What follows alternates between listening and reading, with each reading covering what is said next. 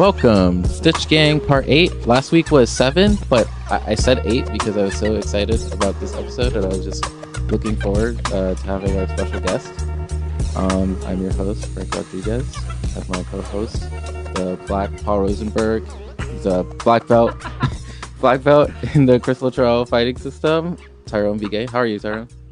I'm good. I'm enjoying a very productive Sunday, man. I'm digging it. Yeah, it's good being if you're a music critic now. It's like cool to like sit down and write notes and you're like, oh, I'm doing something. And we have our special guest, our first guest ever, Al Shipley. He's a freelance music writer and his work has been in Rolling Stone, Baltimore City Paper, Be More Vibe magazine, and Pitchfork. His personal blog is narrowcast.blogspot.com. And you should read his top 10 rap radio hits list for 2017. I like that format, Al, because you just have like the objective framing where you can just narrow down the songs and then you just choose the best ones. Whereas a best of list, you have to like remember everything you listen to. Yeah, well, and also especially with things like with certain genres like rap, where it's kind of like you can do a best of list of like songs that weren't on the radio and it'll be great songs. But it's fun to like just look in the frame of what, especially because playlists are so limited. It's kind of like, what's the best of what actually got through the door and kind of look at the big picture kind of thing. So today we're going to discuss my least favorite rapper in the world, Big Sean. I thought that title was held by 21 Savage, according to Pride. No. 21 Savage he's a recent entry. So it goes Big Sean. Big Sean is like the legend. He's when I realized I had a least favorite rapper. I was just so tired of listening to Big Sean. I only had one least favorite rapper. Then Travis Scott joined in, and he's just the same. It's just the same way. It's just like he's being forced upon me. And then Travis Scott is the most recent entry, and they're all on this album. It's crazy. But I will say, like, the energy really does take a dip when 21 Savage shows up. And I kind of like, I miss Big Sean. Yeah, that's quite a feat. Yeah, and actually, I like the Travis Scott. The Travis Scott features on here aren't terrible. It's like, all right.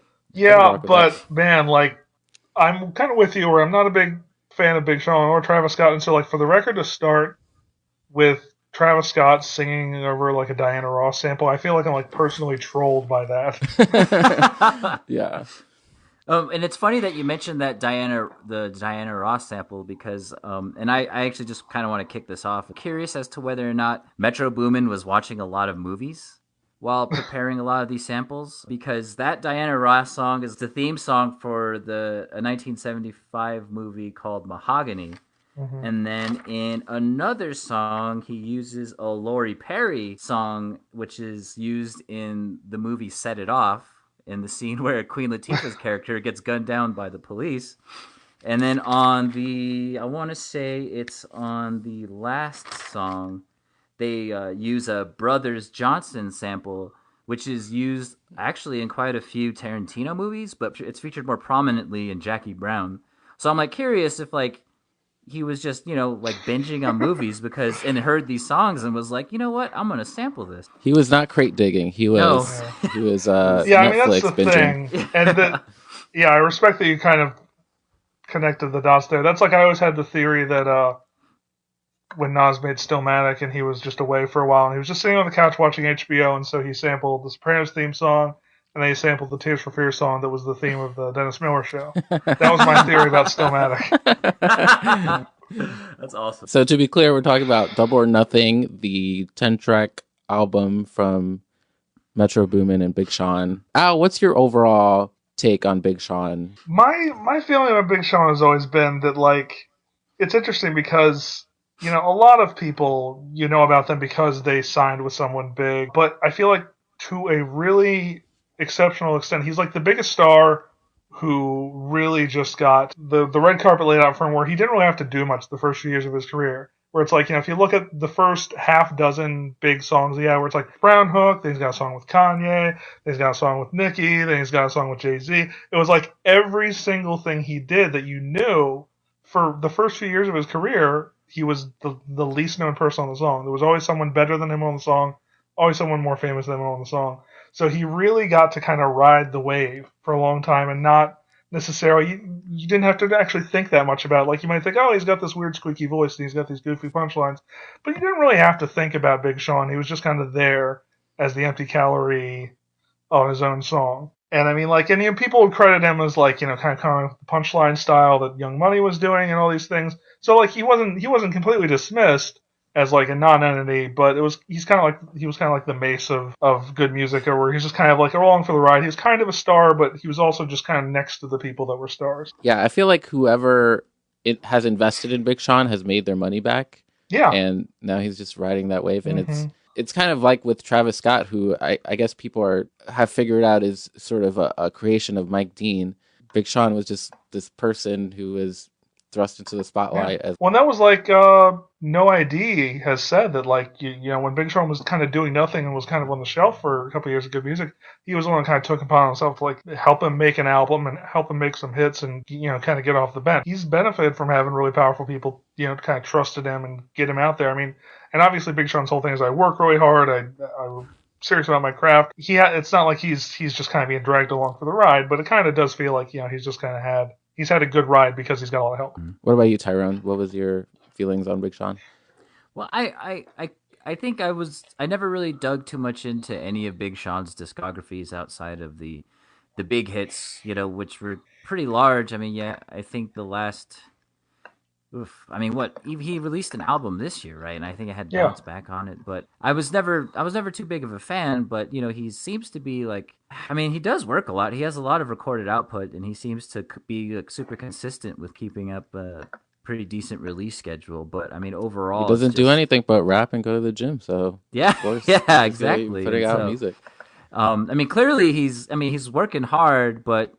When in my office place, I like to tell people that working hard's fine, but you got to work smart. You got to be efficient. And when you pay attention to a lot of his lyrical prowess, you realize he's working hard, but he's it's there's no quality there. Yeah, you sent me that interview, Tyrone. It was just Metro and Big Sean discussing the album, and Metro said he wanted to do it because he thought Big Sean was underrated, and I guess the reason anyone would think that is because he's so overexposed, but not as great as his exposure would indicate.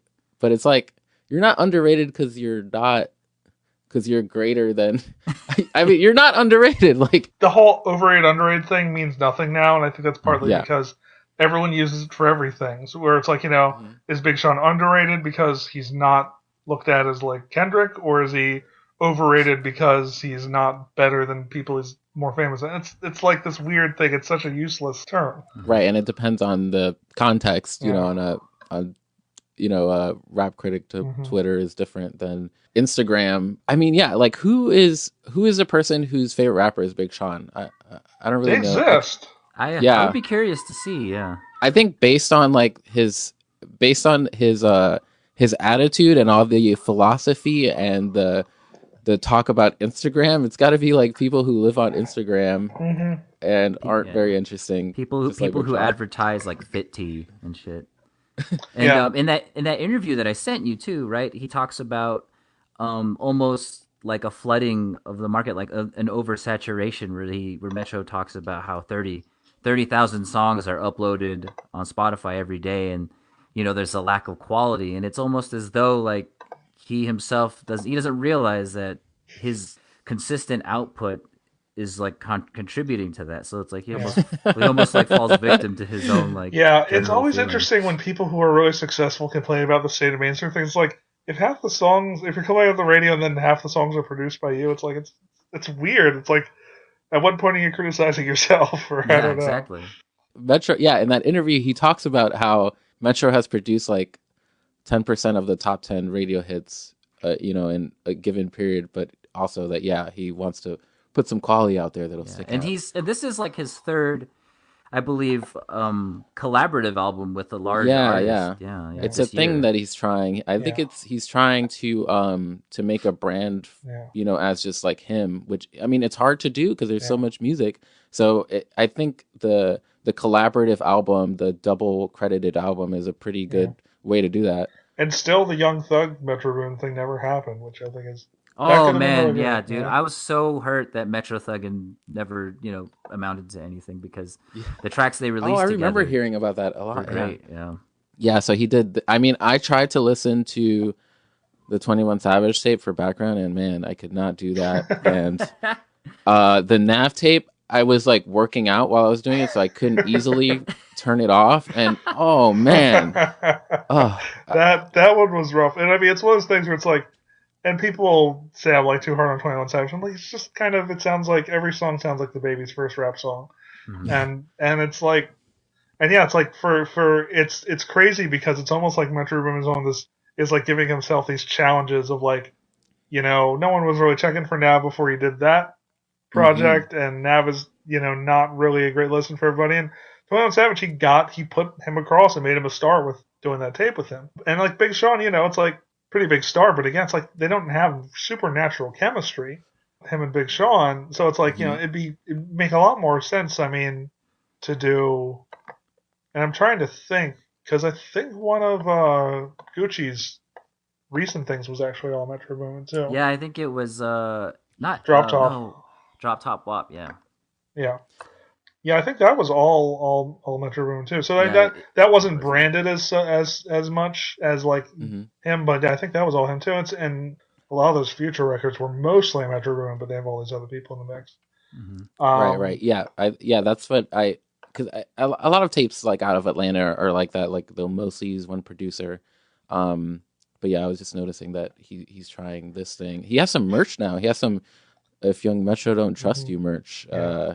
He's going to he's trying to do like to branch out as his own star. Yeah, I'm Mm-hmm. wondering if he saw all of the Etsy stores that had like notebooks with that saying on it and decided and figured, oh shit, I better capitalize on. Yeah, if like politicians are tweeting about it, you better be making some money off of it. Yeah. But like, the record starting with you hearing the Metro drop over like a frilly sample, even that, like Mhm. that just felt to me like a retread of Father Stretch My Hands. Like it like started out with like, oh, we're gonna do the sample in this Mm. funny way Mhm. again, kind of thing. And I was like, yeah, this is not very inspired. So his idea of quality and showing so in the interview that Tyrone sent me, he was also talking about how he's underrated somehow. But it seems like his idea of like making of being seen as a producer rather than a beat maker is involves using more samples for some reason, which I think is kind of an antiquated idea. And I mean, and his idea that like like they both loved Savage Time, which I mean it was probably one of the better songs on there, but it's just kind of like their idea of like what is greatness. Right. It kind of like gets in the way of actually making consistent music. So yeah, we could start going through the tracks.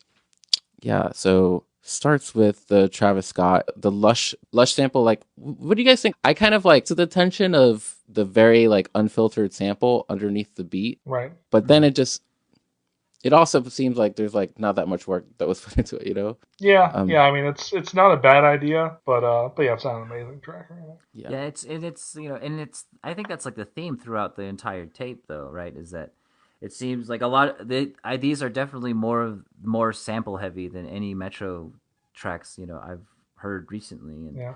I and for feel a like it's while there. kind of become his thing. Like when you Yeah, look yeah, at because he's Mask using Off and yeah. Tunnel Vision and stuff. Like he's kind of Yeah. you started to hear him do samples a lot more. And I'm wondering if that has anything to do with his increased output or anything of the sort. So I'm not sure. I mean, there's so much. I mean, I feel like, and I wrote a thing a few months ago for this because I do playlists for the site called The Dowsers, and so I was doing a thing about Metro Boomin, just like kind of his biggest hits of recent. And I was like struggling to describe him because I kind of feel like Metro Boomin is kind of, when you compare him to other guys who've reached his status, especially like Southern Bruce, it's like I know I can tell you why Mike Will was really distinctive when he came out. I can tell you why Lex Luger was really distinctive when he came out and how they influenced everybody. But like Metro Boomin, like when he first came out, like with future stuff, like with Honest and Karate Chop and stuff, like it was very piano heavy, and there was a certain sense of like, okay, Metro Boomin might have, but he never really stuck with that, and it kind of just feels now like I can't pick his beats out of a lineup. There's 100 guys, like Southside and all these guys, so it's like it could be any of them on any given track until you hear the drop. It's like if Metro Boomin retired tomorrow and everyone else in that lane kind of took his work, you wouldn't really hear a difference. His drums don't sound different from anyone else. He'll find some cool sounds, but there's nothing like super distinctive that he's contributed that I can say, oh, this is Metro Boomin's sound, or this is what he changed about what people do. It's one of those things where again, it's like that's a credit to him that he's versatile, but I don't really know what he does, you know? Right, I agree. I think that's why he wanted to like go towards this because it's like he's more identifiable that way. Yeah. Well, and that's like I think the 21 Savage project started to kind of get towards this is what Metro Boomin sound is because it was all him and because it was just very like almost ambient. There was very like lots of kind of Mm. soft keyboard kind of stuff. I think whenever I hear a track and it has like some sweet like 8-bit or like 16-bit synths, and I look up the producer, it's like usually Metro Boomin. One of these has those that was like really sick. His production style isn't too distinct, but and when you contrast that with Pierre Bourne, who actually does collaborates with him on the beat. Oh yeah. I can't remember which song. Oh, for It's a Savage. If it's Savage no, Time, it's which a one is it? reason. Yeah, for Reason. You hear a Pierre Bourne beat, and you know it's Pierre because Yeah. often it's like a weird like flute, like almost like flute sound. I always get the impression that Pierre Bourne might have played a lot of Zelda when he was little, just based on Right. like the flute sounds he uses. But you hear a Pierre Bourne beat, and you know it's a Pierre Bourne beat, but you listen to a Metro Boomin beat, and you can't really tell, like you noted Mm-hmm. earlier. I haven't listened to a lot of Big Sean, like we said. So like, what stuck out to me a lot was just his the philosophy of Big Sean. We were talking about like, the hard work, and it's almost like he's like been reading Tony Robbins or something. He talks about like visualizing stuff and writing it down in his journal. Savage Time has his self care routine, which is good weed, good vibes, good crystals, lavender, eucalyptus, And he mixing does it the with the same thing in incense. Tune In as well. He talks about how he's following universal signs, not street signs, and he talks about it's kind of like he's trying to think about his place in the universe, and then he talks about how he's been drinking water and popping less pills and less their vitamins. So it's like I'm I mean, curious. good for him. Yeah, yeah, It is good for him. Yeah, and it's like he sounds like a very. I mean, Yeah. he talks about like he doesn't. He, how did I not change and still stay 100? You guys run from change, and I run toward it. Oh wow, very healthy. Like it's a good Mm-hmm. affirmation. Maybe something Yeah. he got from his therapist. If he sees a therapist, that's freaking great. Yeah. Every rapper that talks about drinking more water, I'm like, yeah, hydration, man. yeah, There's nothing more important to health. yeah. Go for it. That's a good influence on everybody. He goes to the gym. I mean, he talks about his property investments. He just seems like a very boring rich person now. I don't know if he wasn't that before. I think he was always pretty earnest about it. I kind of feel like there's this. It's interesting because, you know, people, since the ages have been like, oh, rappers talk about their jewels and their money and stuff. But I kind of feel like there's this thing that kind of turned a corner with Kanye and even more so with Drake, where it's kind of like now it's just people who are really careerists and really about their, just kind of like, and Jay Z a little bit too, but it's also just like it's not just about like dominating the rap game. It's also just kind of like this whole thing of just like being top of your field, kind of Mm-hmm. being the CEO, and it's just like yeah, it just everyone has become very like you hear they talk about their gym regimen Mm-hmm. and all this stuff, and it's like not every rap song has to be about shooting people, but it does get a little like this is really not that interesting. Yeah. Yeah. Just going through, it's like, man, like it's just like Instagram aphorisms, especially on Intune. Which actually Intune, like by the end, I was starting to get into it, but maybe that's just because I had to listen to it so much. But you do too much going out and not enough going in. Like that's gonna be on so many like gym pics as like the Well, yeah, caption. that's kind of just derivative of the whole Drake thing. Yeah, I was about to Going. say that's like almost an interpolation of a Drake lyric. Yeah, Oh, what was the Drake line? it's from What Hotline is it Bling, I on? think, right? Yeah, Hotline Bling. It's like Oh, dressing less and going out more, or whatever. oh yeah, Wearing yeah, less and yeah, going out yeah. more. Yeah. So I don't know if it's every artist these days needs to give. their, you know, their justification for why their art is significant in the post-Trump world. And Big Sean tries to get at this a little bit, like he needs to work even harder and take care of himself. Especially on Savage Time, which I think will probably be like the song that people with really bad taste will be like, Big Sean really went in on this one. Like, it's amazing. That's where he talks about Flint a lot. Yeah, I like that on the last track on No Hearts No Love. Mhm. He does kind of get into like, I'm from Detroit. I care about this stuff, and it's like when he gets into that, I'm like, I get it. And, like when he does videos in Detroit, I'm like, you know what? Mm-hmm. It is cool that someone besides Eminem is out there really representing Detroit on that level. It's kind of cool. And when he when he touches those topics, it seems more earnest. And so like when he's rapping, it seems it's more sincere. So I feel like it flows a little bit better. Like that first half of Savage Time, it's like some of the better work he's doing on the record. But then you have that beat switch up, and then he starts talking about his work ethic and shit, and it kind of all falls apart.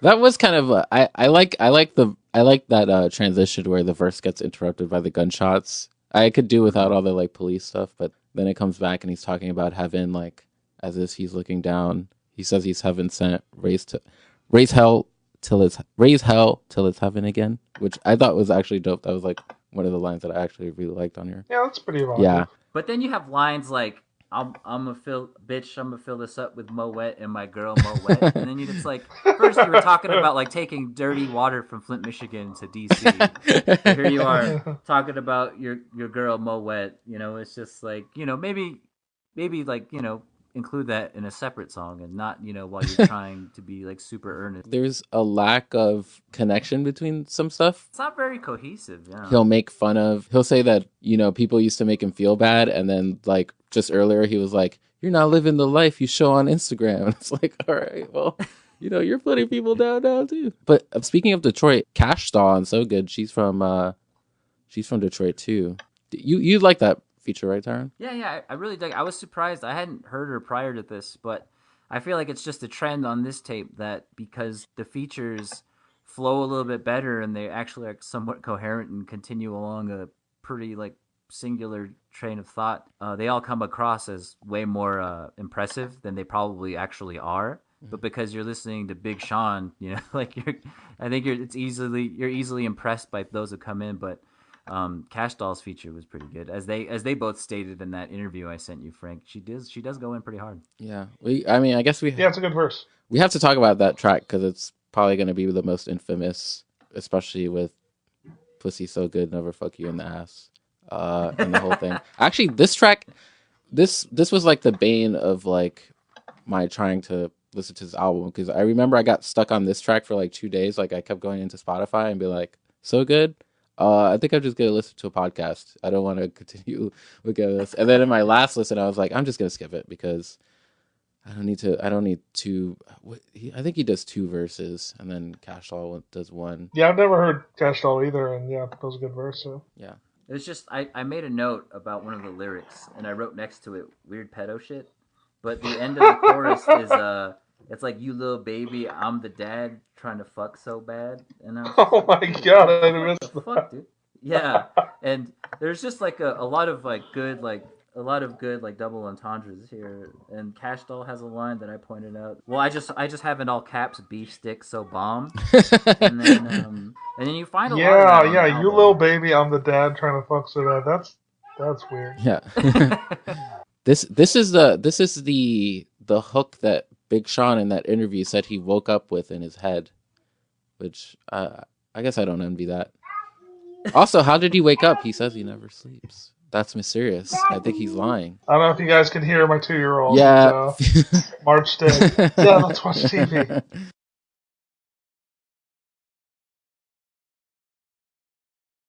My idea of Big Sean from most of his hits is kind of like, like you said, Al, like a squeaky voice, and he's always on top of the beat. Like I can't hear it because he's always like just there and he's so in your face. But I think, like Savage Time made me think of this. Like he says, I'm at a point where I don't have any more to give.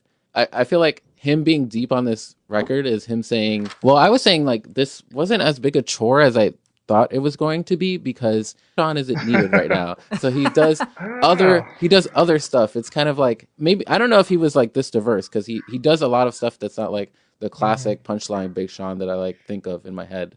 Right. You know, because usually like the regular Big Sean like makes my head hurt, but this was just fine in the end. You know. Yeah, it's interesting because he has this style, and a lot of people say he raps off beat, where it's like, I don't think he raps off beat. Like, not in the way like Chief Keef or someone is like not really on the beat. To me, he's like, Big Sean's like Talib Kweli, where it's like he's not right in the pocket, but he knows what the meter is, and and he's doing patterns, but they're not like, it's not mathematically precise like a Kendrick Lamar kind of thing. Mm.